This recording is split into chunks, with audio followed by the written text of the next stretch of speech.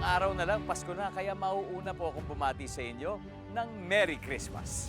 At para mas ramdam natin ang holiday cheer, inimbitahan ko ang isang kapuso na magpaparamdam sa atin ng diwa ng Pasko ng Filipino. Siyempre, Paskong puno ng pasasalamat. Kaya mga ka-amazing, kasama ko ngayon si Shena Stevens. Hello, Tatay Napoy! I mean, Daddy D. Namiss po kita. Wow, hello Lizzie. Shena, I miss you too. Kamusta? Uy, isipin mo, ilang araw na lang, Pasko na. Opo, excited po ako.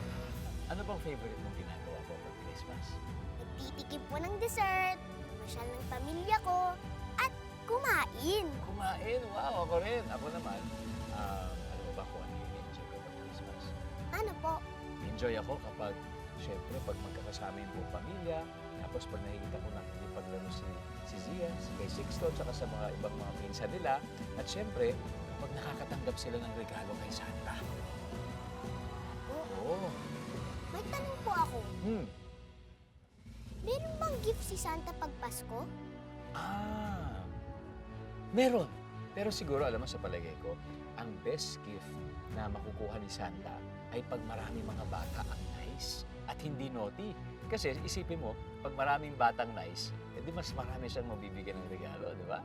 Oo nga po, tama. Alam mo, Shena, alam mo kung bakit kita inibita dito?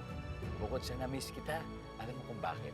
Kasi bibigyan kita ng pagkakataon na maging nice at maging Santa sa ibang bata. Gusto mo ba yun? Kaya lang, wala po akong gift. Okay lang yun din. Siyempre, ang regalo mo ay simpleng pagpasyal dito. Isipin mo, maglalaro lang kayo ng mga bagong kaibigan mo. Ano, ready ka na bang maging Santa sa mga bagong kaibigan or friends mo? Ready na ready po, Daddy D.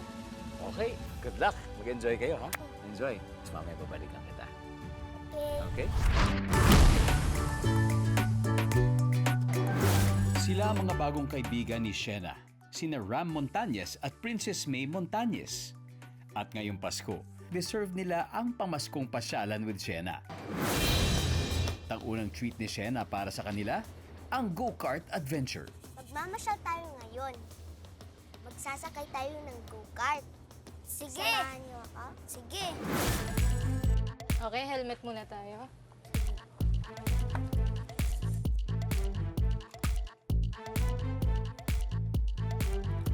Ito po yung pang-andar, then brake, then ito yung forward, then reverse.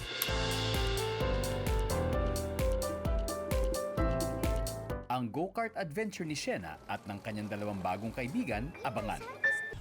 Kamusta na kaya ang go-kart adventure ng little charmer nating si Shena Stevens at ng kanyang dalawang bagong kaibigan? Alamin natin. At ayan na sila. Nako, hindi na mapigilan. Nakakatuwa talaga siyang makasama at makatrabaho sa Kapuso series na Royal Blood. At dahil mag-ama ang aming characters doon, talagang napalapit na ako sa kanya. Hindi mo ko ba kahapon? Pexman po. Sa sobrang close nga namin, napatiktok pa niya ako. Way to go, Shena!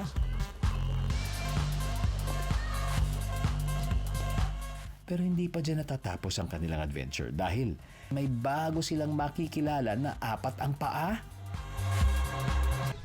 Ibang klaseng adventure naman ang naghihintay sa ating kapuso kinistar na si Shena Stevens at ang dalawang kaibigan niya na pinasyal niya.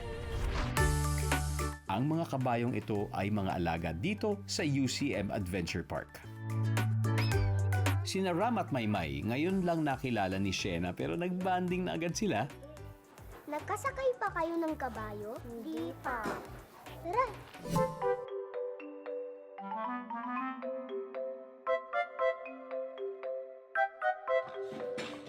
Sobrang nag-enjoy sina Ram at Maymay sa pamaskong pasyal nila.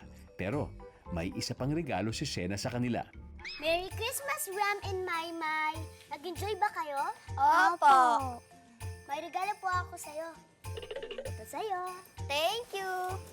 At ito sa'yo. Thank you po. You're welcome. Good job, Shena. Siguradong hindi lang sina Mami at Daddy ang proud sa'yo, pati si Santa.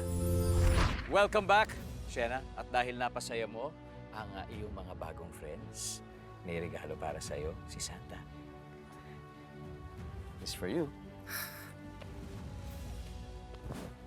You like it? Yay! Thank you, Daddy D! At thank you, Santa Claus!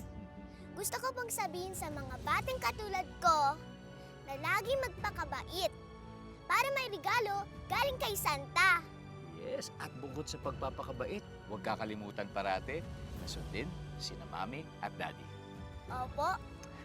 Kaya mga kapuso, tandaan po, gawing puno ng pasasalamat ang inyong Pasko. Ako po si Dingdong Dantes. At ako, si Sienna Stevens. Sa susunod na Biyernes, sama-sama ulit tayong maglakbay, mag-enjoy at matuto dito sa nag-iisa nating mundo. Amazing Earth!